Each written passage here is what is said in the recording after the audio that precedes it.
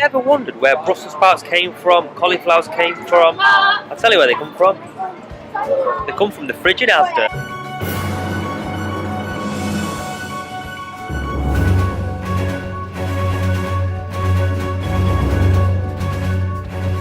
Hello and welcome to this episode of JayManGrow Allotment Diaries.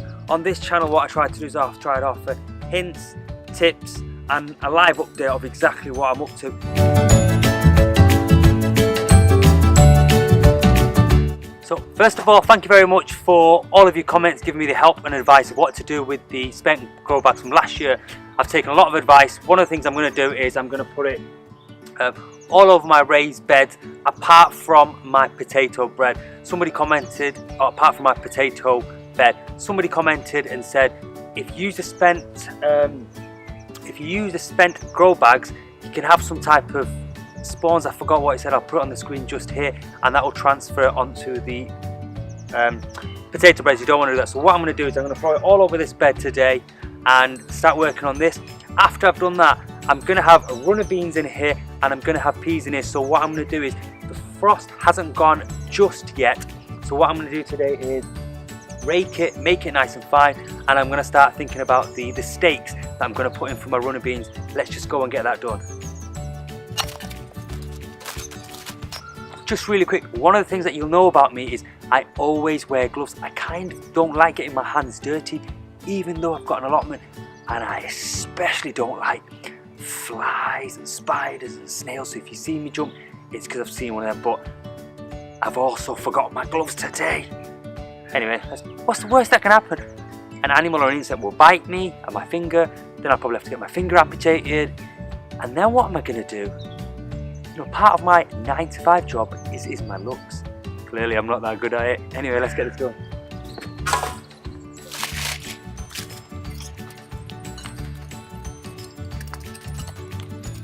So now I've actually put all the spent grow bags into the raised bed. I've dug it in, I've raked it as well, and now what I'm starting to do is make this A-frame for my runner beans. Again, I'm not going to put my runner beans in the ground now, even though it's April. We are forecasted 1 degree in the next couple of days, so there may still be some frost. So I've got them at home. So what I'm going to do is do everything that I can before I need to bring them in. So it's just preparing everything, knowing when they're going to come so I can put them in. So today I'm going to start building this A-frame, but what I've also realised is I haven't got enough canes, but I'm going to put 2 per base. And at the moment I've got 3 on this side, 3 on that side. I'm going to get a couple more cranes, but I'm going to just tie up the end so it's nice and strong.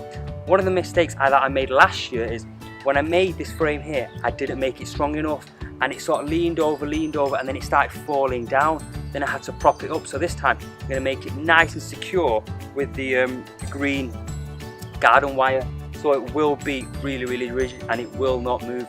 Let's carry on doing that. Okay, so now I've made the A-frame for the runner beans. Even though the frost is coming, my peas are not ready to go in the ground.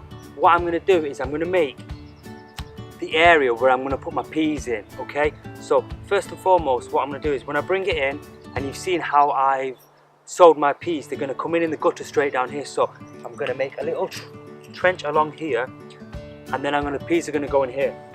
But what I did last year, and it worked really well, and I'm going to do the exact same again this year. I've got some chicken wire. It's difficult for you to see on the screen, but I've got some chicken wire here. I'm going to thread it through some poles and put it along here, and then the peas can hook up to the chicken wire and grow.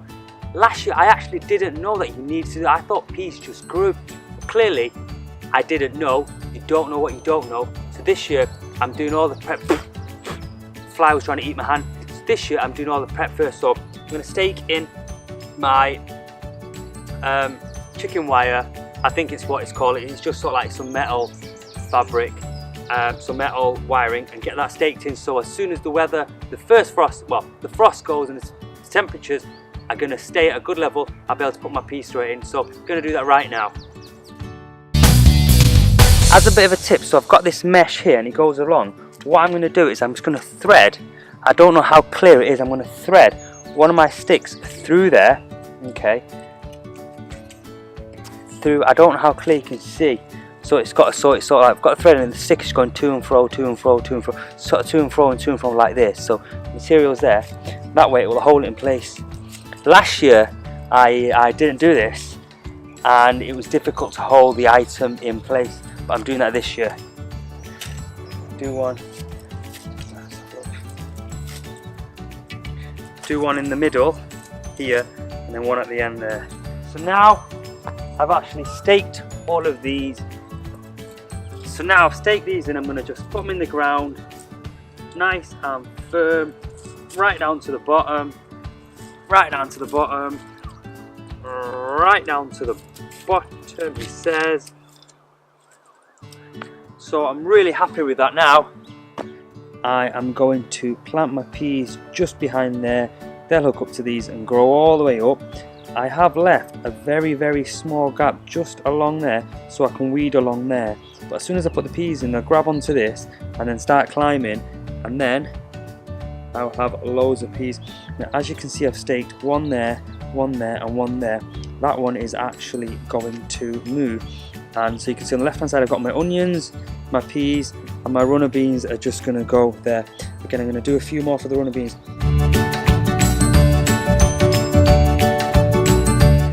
Okay, so last week I talked about strawberries and I had some fantastic comments, some tips and advice. And what I decided to do is go to my local, I'm not going to mention name, and buy some strawberries. They are quite expensive, boom, but they look quite good. They are £6 for 6, and the ones I'm going for are these. Now, I have done a magic way and I've went ibble, abble, chocolate bubble, ibble, abble, out. And there was all of them and we ended up with this one. So hopefully I'll get them in the ground soon. My strawberries are going to go right there behind me, so I've cut some of the bush down and I'm going to quickly wipe it up. So in the next week or so, I can come up with my strawberries here. So, question of the day. What's the best thing for strawberries? Where is it best to place them? I want to keep this interactive. Yes, I can go read a book, I can Google it, but I want to talk to you people and learn from you people and hands-on experience. What is the best place for strawberries? Is it in the shade? Is it in the open? Is it enclosed? Does it need deep soil? What do I need to best help it grow? Help me answer that question while I go and tie this area up.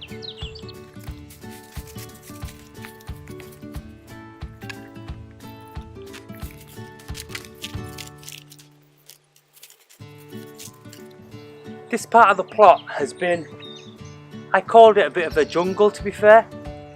It was full of some flowers, which you can see sort of around there. It had the purple flowers, I'm not sure what to call, I'll stick them in for you. And last year I didn't get a chance to tie this up because I was growing. This year I'm giving this area a bit of a tidy.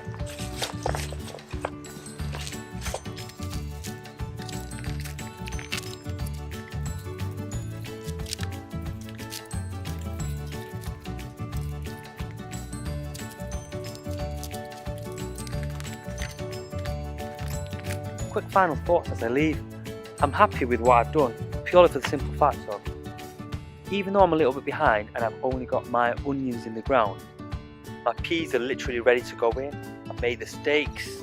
Similarly, my runner bean stakes are ready to go in, so as soon as it's time, the frost is gone, they can go straight back in. So even though I haven't got much in the ground, everything is done where I just need to pop them in. However, there is that raised bed there that I need to weed as well, and I'm going to do that in the next couple of days, and then I'm well on the way. Thank you for watching this episode of JayManGrow Allotment Diaries. If you've learned something, if you found it interesting, give it a thumbs up, share it with anybody that you think would be worthwhile. Feel free to subscribe. I am here every week. You can follow me on Facebook, ding. You can follow me on Twitter, ding. You can follow me on Instagram, ding. If you liked what you saw today, please hit the button just on that side and subscribe to my channel. I'll see you next episode of JayManGrow Allotment Diaries. Thanks a lot. Bye-bye.